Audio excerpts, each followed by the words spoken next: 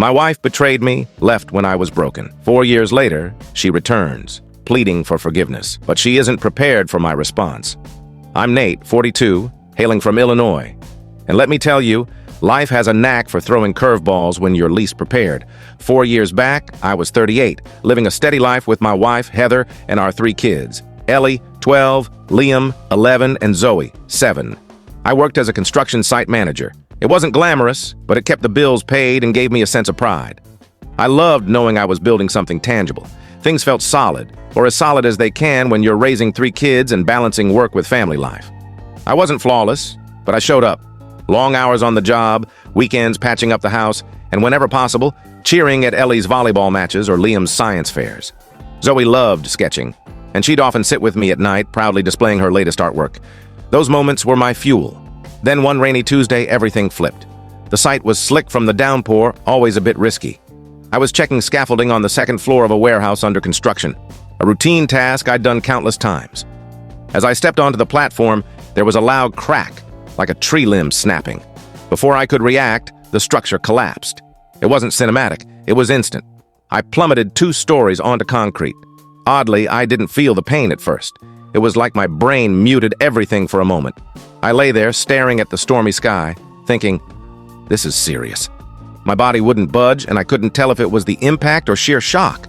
The crew rushed over, their voices a jumble, someone shouting for an ambulance, another urging me to stay conscious. I kept wondering, is this it? Am I done? Paramedics arrived, and it's all a haze from there. Sirens, hospital lights, someone slicing open my shirt. I woke up in a hospital bed, hooked to machines straight out of a sci-fi flick. A nurse was there, calm and direct. "You took a nasty fall," she said. "We operated on your back. You're stable, but there's significant damage." She didn't mince words. I'd shattered several vertebrae, cracked 2 ribs, and wrecked my right shoulder. The surgeon was blunt the next day.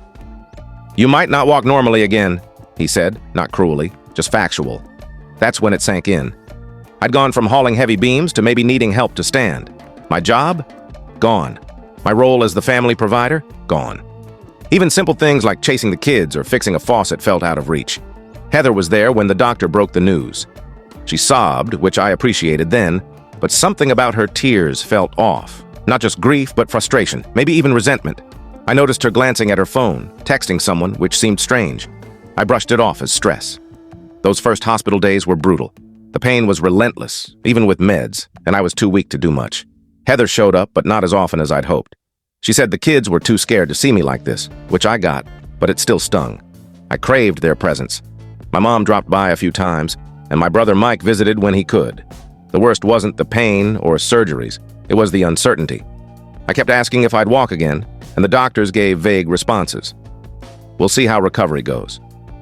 Each time, I felt more defeated. By week 2, I started physical therapy, which was its own hell. Sitting up felt like climbing a mountain. The therapist kept saying, trust the process, but I couldn't stop thinking, what if this is it? The kids finally visited 3 weeks post-accident. I was thrilled, but it was strained. Ellie hugged me cautiously, Liam stared at the ground, and Zoe clung to Heather's hand. Daddy's going to be okay, I told them, unsure if I believed it. It'll just take time. Ellie nodded, trying each other. They didn't stay long. Heather said it was too much for them, and I didn't argue. What could I say? I felt like a shadow of the dad I used to be. That's how it all began. One rainy day, one collapse, and my life turned upside down. And trust me, it only gets crazier from here. Rehab was no walk in the park, but the real agony was watching Heather emotionally detach while I was stuck in that bed. If the fall hadn't already broken me, what she did next certainly did. At first, she kept up appearances, visiting every few days, bringing me stuff from home, or sitting by my bed glued to her phone. But something felt off. It wasn't just stress, she seemed like she'd rather be anywhere else. When I moved to the rehab facility, her absence became glaring. Visits dropped from every other day to twice a week, then barely once on Sundays. I begged her to bring the kids. They were my anchor. But she always had excuses. Ellie's at practice, Liam's got a test, Zoe's too scared. It hurt. Sure, I wasn't a pretty sight, pale, frail, in a wheelchair, but I was still their dad. I missed them desperately, and it felt like Heather was gatekeeping my role as a father. A few weeks into rehab, Heather's distance wasn't just physical. She'd sit with me for 10 minutes, then claim she had errands.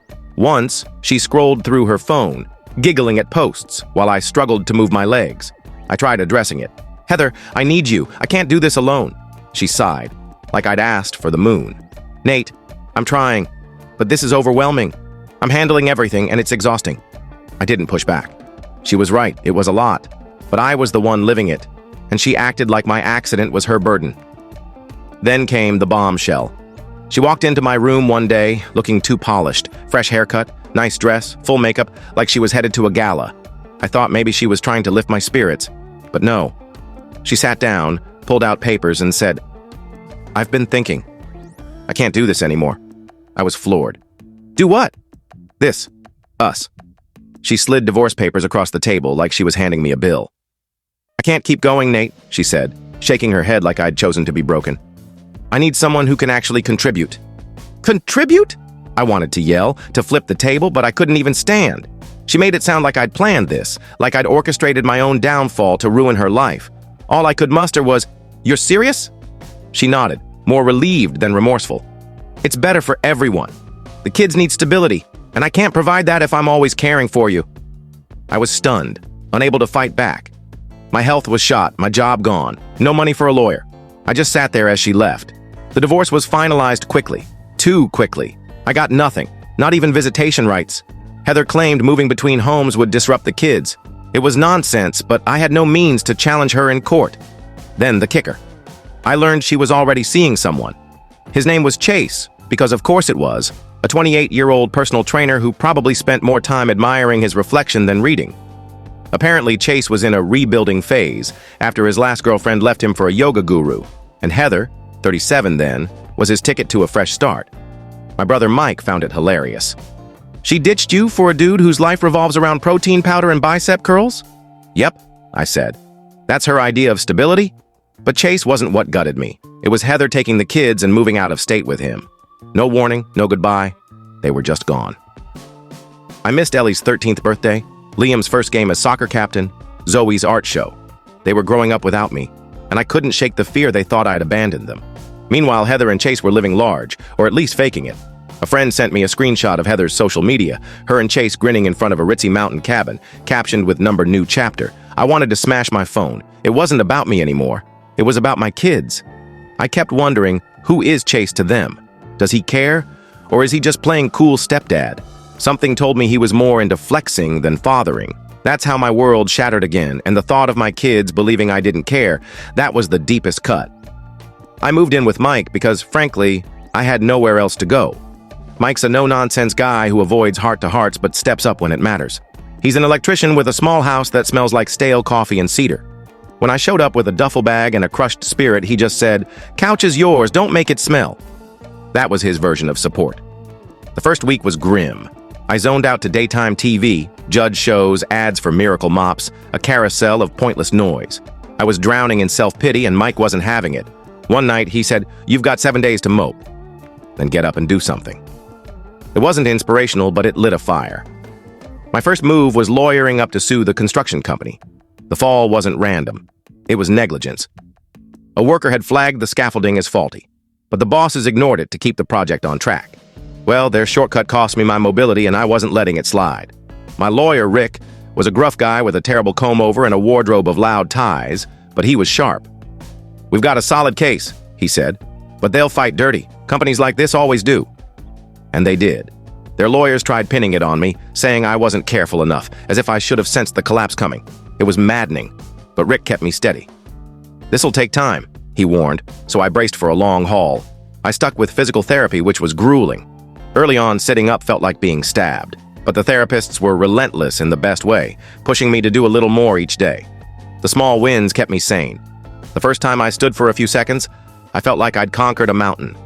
The first shaky step, I nearly wept. It wasn't graceful, but it was progress. Mike helped big time. He turned his garage into a makeshift gym with secondhand gear from Craigslist. "You'll hate this," he said, tossing me a resistance band. He was right, but it worked. His biggest move, though, was dragging me to a support group for injured workers. I balked at first. Sharing feelings in a circle sounded like torture, but Mike insisted. "These guys get it," he said. "You're not the only one who's been through hell." He was right, so I went. The group was small, maybe 10 guys, and not the touchy-feely vibe I'd feared. They were like me, hurt on the job. Carl fell off a roof, Dave mangled his hand in a press, Pete got clipped by a forklift. We didn't dwell on injuries. We swapped stories about battling insurance companies, navigating lawsuits, and adapting to new realities. "You ever tried telling your kid why you can't toss a football anymore?" Pete said one night. I told my boy my arm's on permanent vacation. He said, "Good, you sucked at it anyway." We roared. That was the group's vibe. Raw, not heavy. We traded bad jokes and practical tips.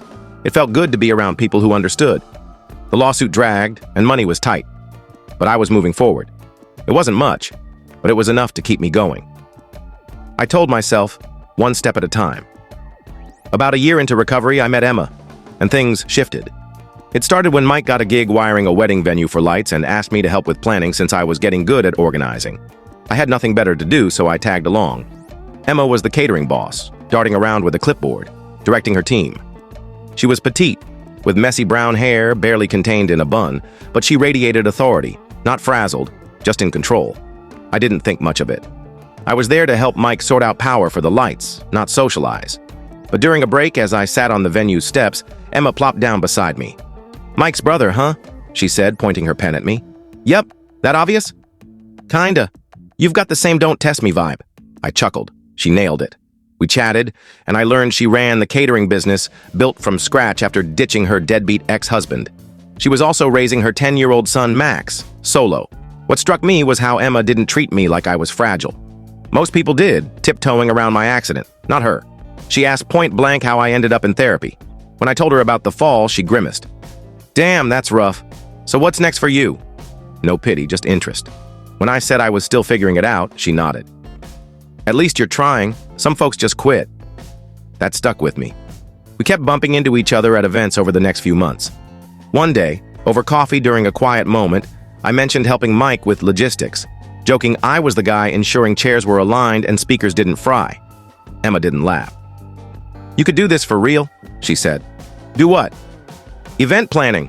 You're detail-oriented, organized. That's most of the job." I brushed it off. I wasn't exactly brimming with confidence, but she wouldn't let it go. A week later, she called out of the blue. "I've got a wild idea. Hear me out." Her plan? Partner up. She'd handle catering, I'd manage logistics, scheduling, setups, lighting, sound, all the backstage work. I thought she was insane. Who starts a business with a guy still in rehab, crashing on his brother's couch? But Emma was serious. Something about her grit, her persistence, or maybe my own exhaustion at feeling useless, made me say yes. Starting a business was tough. We were both strapped, so we pooled what little cash we had and began small. Weddings, local fundraisers. I borrowed Mike's truck for hauling gear, and Emma called in every favor to book gigs. It was a slog, but we made it happen. Max, Emma's son, was around a lot, a clever, witty kid who seemed wiser than most adults. "You two need to relax," he said once when Emma and I bickered over table setups. "It's a party, not a peace treaty." I cracked up. He was right. By the end of that first year, we were gaining traction, scoring bigger jobs. "You're walking again," Emma said after one event. "You're working. You're rebuilding. Don't sell yourself short." I didn't realize how much I needed those words until she said them.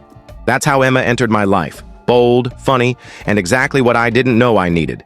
Together, we built something from nothing, and for the first time since the fall, I felt like more than a guy who broke his back. I felt like me. Some days start ordinary and end up rewriting your life. That's what happened when my phone buzzed, and Ellie's name flashed on the Truecaller app. I stared, dumbfounded, like I'd willed it into existence. I hadn't heard her voice in 4 years, not since Heather whisked the kids away with her gym rat boyfriend, Chase. When I answered, my voice broke. "Ellie?" "Hey, Dad," she said. Her voice was deeper, more mature. "I got my own phone. I had to call you. Mom kept trying to stop me, but I needed to." I was too choked up to respond. She continued. "Can we visit? Liam and Zoe want to come too. We miss you." I nearly dropped the phone. "What?" "Let me explain. After the accident and Heather's exit, I couldn't afford to fight for custody. I barely had gas money for therapy, let alone legal fees. I tried texts, calls, emails. Heather always shut me down. "It's not a good time," she'd say, or "the kids need routine." Routine, my foot. She just wanted me erased. I even sent handwritten letters, hoping she'd share them with Ellie, Liam, and Zoe. I doubt they ever saw them. So Ellie's call, saying they wanted to visit, felt like a miracle. "Of course you can come," I said. "When?" "Next weekend?" she asked, hesitant. like I'd say no, as if I wouldn't upend my life for this. When we hung up, I sat, staring at the phone. Mike walked in. "What's up? You hit the jackpot or something?" "Ellie called," I said. "The kids are coming." Mike raised an eyebrow. "No way. Heather's cool with that?" "She doesn't know yet," I said. "Ellie's got her own phone." Mike grinned. "Well, damn, better spruce this place up." That week was a whirlwind. I cleaned like a madman, despite Mike saying the kids wouldn't care. I didn't care. I wanted it perfect. Emma jumped in, even making a welcome banner for the living room, which was sweeter than anything I'd have thought of. The day they arrived, I got to the bus station 30 minutes early, too wired to sit still. When the bus rolled in, my heart pounded like I was meeting them for the first time. I stood, rooted, until Ellie spotted me. "Dad!" she shouted, sprinting over. She hugged me so hard I thought my back might give, but I didn't care. Liam joined, hesitant at first, then buried his face in my shoulder. Zoe hung back, shy, but I knelt and opened my arms. She ran to me, whispering, "I missed you." Over dinner, things eased up. Emma made spaghetti, which Zoe declared her favorite. Liam talked soccer. Ellie was quieter, poking at her food. Not ignoring me, but observing, like she was sizing up if I was still her dad. After dinner, Ellie spoke. "Mom said you didn't want us." I froze. "What?" "She said you never tried, that you didn't care." It was like a punch to the gut. "Ellie, that's a lie. I wrote letters, called, emailed. I begged to see you." She stared, eyes narrowing. "Why didn't you fight for us?" I took a breath. I couldn't, Ellie. I was broke, still in therapy. I wanted to, but I didn't have the money or strength to win. Ellie went silent. Liam looked up. "So you did want us?" "More than anything," I said. "You're my kids. I love you. Always have." Zoe, quiet until then, burst into tears. "I knew you loved us," she said, diving into my arms. Ellie and Liam piled on. We sat, a messy heap of tears and hugs, as I explained. Later, I showed them the court filings, Heather's restraining orders, my emails. Ellie read every word, jaw tight. Liam skimmed, muttering, "She lied." "She thought she was doing right," I said, trying to be fair. But she was wrong. Ellie looked at me. "I'm sorry, Dad, for believing her." "You don't have to be," I said. "You were kids. You trusted her because she's your mom." That seemed to settle her. She hugged me again. "We're here now." The rest of the weekend was magic. We hit a park, played board games, stayed up talking. Ellie shared about school and friends. Liam showed off soccer trick shots. Zoe stuck to me, asking endless questions and giggling at my corny jokes. For the first time in years, I felt like a dad again. My kids were back, and no one could take that away.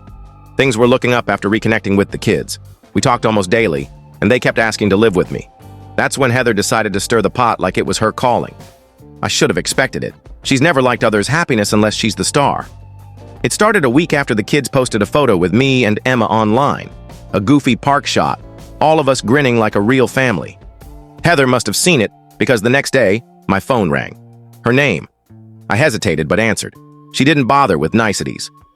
"What are you doing, Nate?" she snapped. Living? "You've turned them against me," she hissed. "They're saying you're great and I'm awful. Do you know what that's done to me?" I nearly laughed. "I didn't turn anyone, Heather. They figured it out themselves. Maybe you shouldn't have lied to them for 4 years. That unleashed her. She ranted about Chase not stepping up, how she'd sacrificed everything. I cut her off. "Heather, I didn't leave. You did. You chose this. Now you're mad it's not working out. That's on you." She hung up, but I knew she wasn't done. Sure enough, a week later, she showed up at my office unannounced. Emma and I were planning a wedding's logistics when Heather strode in like she owned the place. I barely recognized her. She looked worn, like life had drained her.